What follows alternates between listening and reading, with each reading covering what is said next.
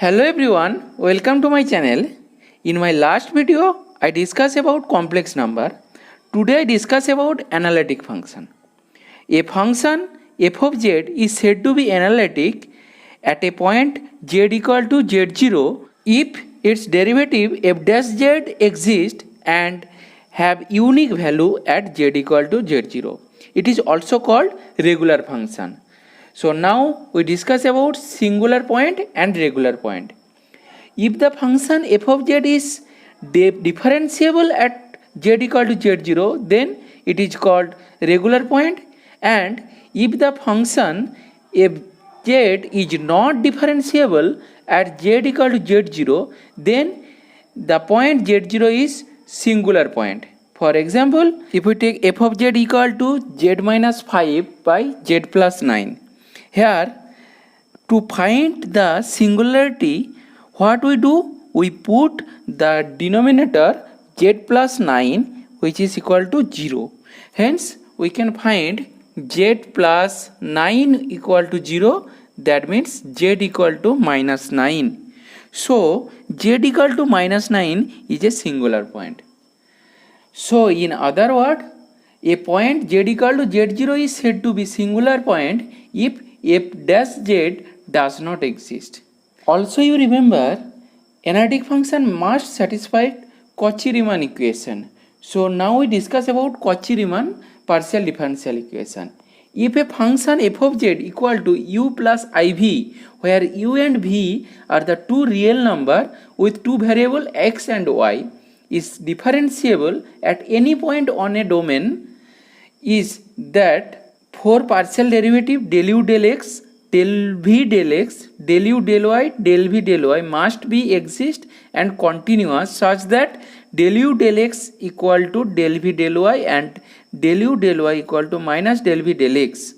Then this equation is called Cauchy-Riemann equation, and in polar form it is represented by del u del r equal to 1 by r del v del theta and del u del theta equal to minus r del v del r.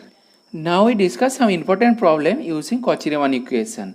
Question: show that e to the power z is analytic or not. So let z equal to x plus iy. So e to the power z equal to, we can write e to the power x plus iy.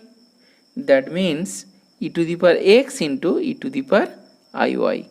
So we can write e to the power z equal to e to the power x into e to the power iy equal to, we can write cos y plus I into sin y. So we can write e to the power z equal to e to the power x cos y plus I e to the power x sin y. So if we represent it, z equal to e to the power z equal to u plus iv. So u is equal to e to the power x cos y and v is equal to e to the power x sin y. Now we know the Cauchy-Riemann equation del u del x equal to del v del y and del u del y equal to minus del v del x.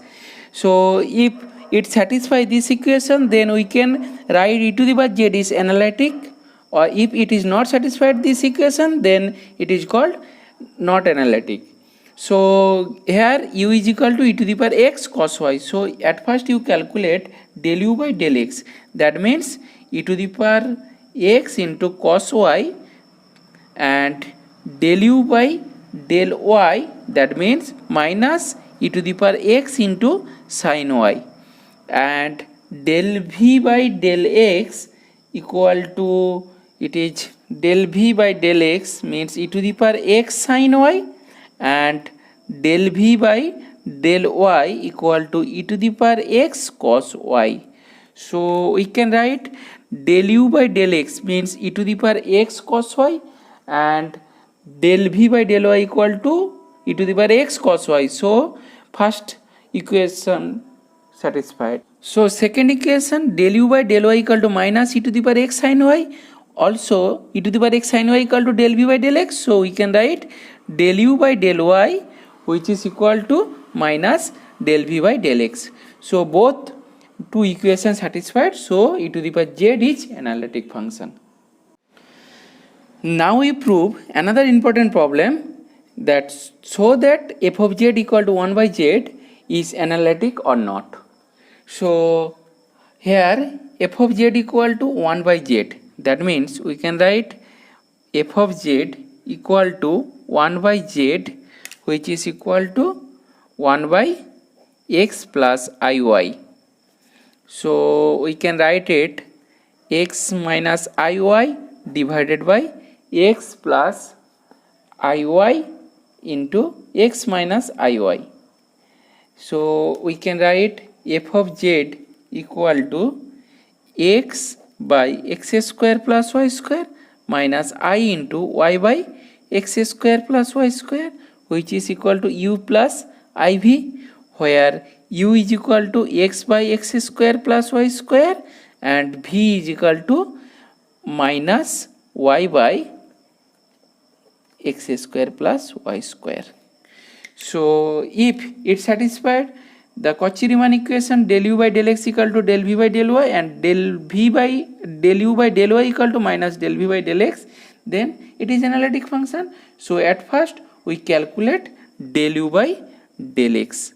Del u by del x, if we differentiate it, at first we get del u by del x equal to x square plus y square into 1 minus x into 2x divided by x square plus y square whole square.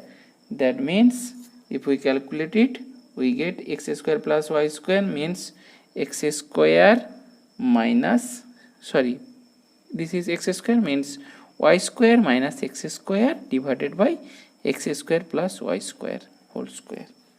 And if we calculate del v by del y, del v by del y, also we get del v means minus x square minus y square plus 2y square divided by x square plus y square whole square, so which is equal to y square minus x square divided by x square plus y square whole square. So we can write del u by del x equal to del v by del y. That means first equation satisfied. Now we prove second Cauchy-Riemann equation. So at first we calculate del u by del y. That means if we differentiate it with respect to y, we get 0 minus x into 2y divided by x square plus y square whole square. So we get del u by del y equal to minus 2xy divided by x square plus y square whole square. Now v is equal to minus y by x square plus y square. So del v by del x, which is equal to minus y minus plus 2x divided by x square plus y square whole square. So we get del v by del x equal to minus del u by del y. So also we prove the second Cauchy-Riemann equation. So both two equations satisfied. That means 1 by z is analytic function. Now we solve another problem from GATE Physics. The question: which of the following statement is true for the function f of z equal to z sin z by z minus pi whole square? Option A, f of z is analytic everywhere in the complex plane. F of z has a 0 pole at z equal to pi. F of z has a pole of order 2 at z equal to pi. F of z has a simple pole at z equal to pi. So here denominator z minus pi equal to 0. So z equal to pi and it is second order. So option C is correct. So f of z has a pole of order 2 at z equal to pi. Thank you.